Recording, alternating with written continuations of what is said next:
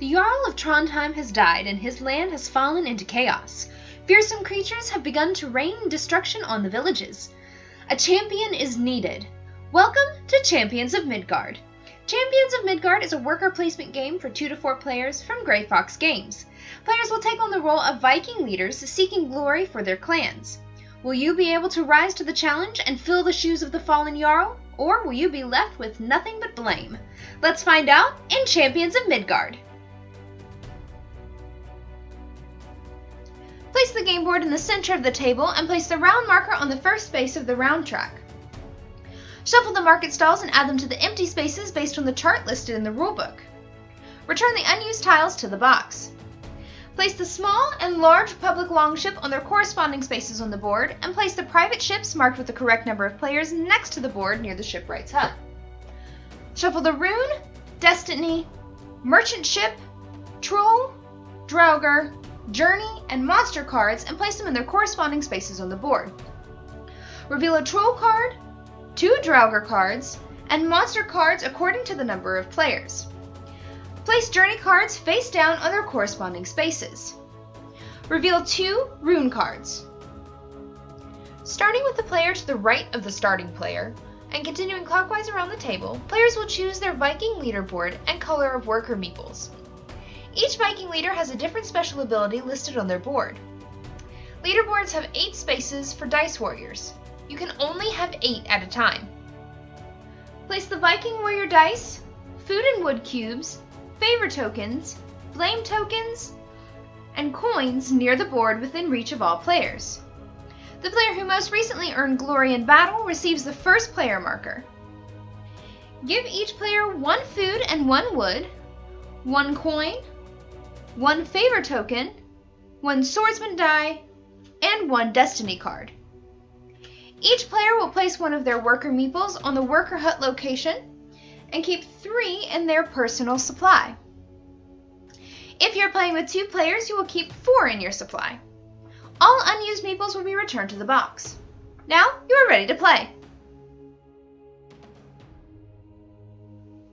The game is played over 8 rounds. Players will assign their workers to the town to gather supplies and weapons to defeat the trolls that plague the city, fight Draugr, and sail to defeat monsters.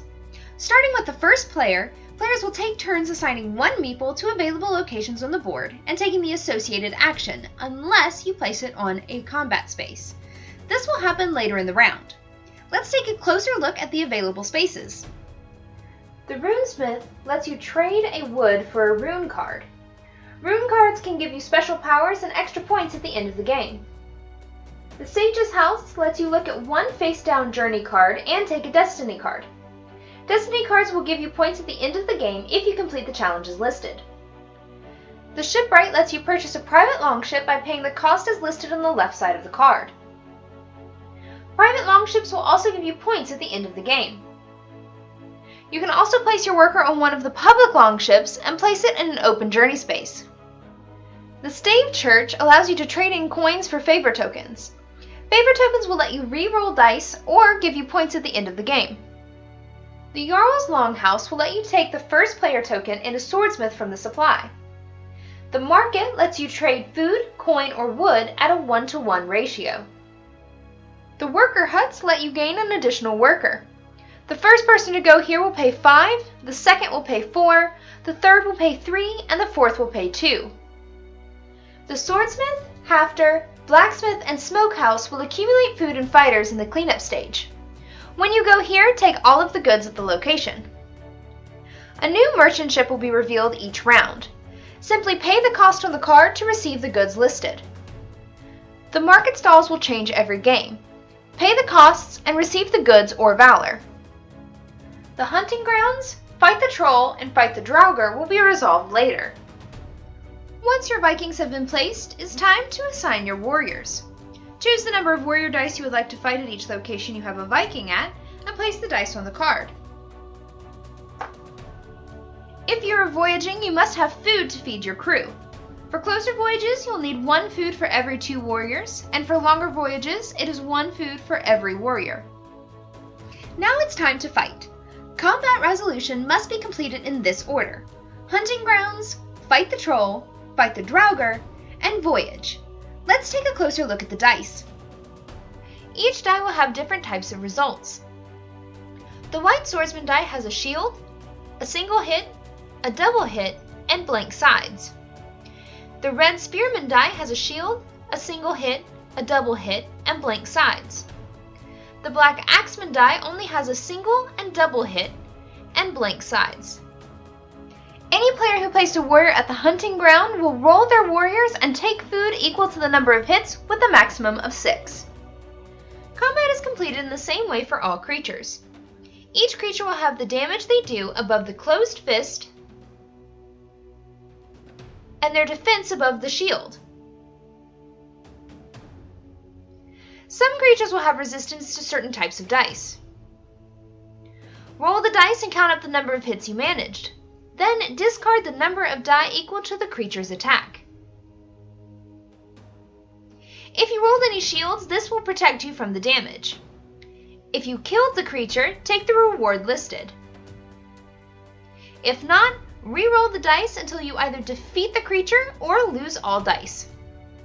If a player fights a troll and succeeds, they will give a blame token to another player. If they fail or no one chose to go fight the troll, all players receive a blame token. The Draugr should be fought in order from left to right. Before you fight the creature when sailing, you must journey across the sea. Flip over the journey card that is below the ship and follow what is on the card. Be careful sailing, you may just fight with a kraken. Once you have completed the combat phase, begin the cleanup phase. Take back all your workers, return any of the borrowed longships to their spaces, and place purchased longships back in front of you. If the troll was not defeated, discard it and reveal a new one. Discard all remaining Draugr and reveal new ones. Place a coin on each undefeated monster card. This will be an extra reward for whoever defeats it in later rounds. Discard all revealed journey cards and replace them with new ones. Flip over a new card at the shipwright. Finally, move the round tracker up 1 and begin a new round. Once you've completed the 8th round, the game is over. Complete the final scoring one at a time, starting with the player who is the furthest behind on the glory track. First, add up any destiny cards you completed.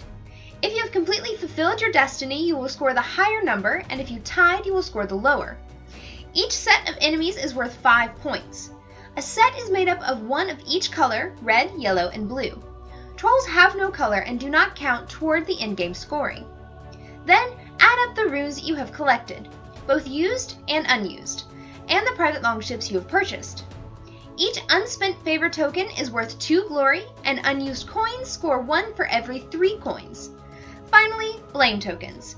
The number of glory you lose is based on the number you have collected. This chart is located in the rulebook. Whoever has the most glory wins, and is declared the Champion of Midgard and earns the title of Jarl.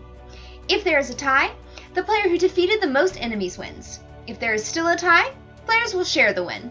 And that's Champions of Midgard.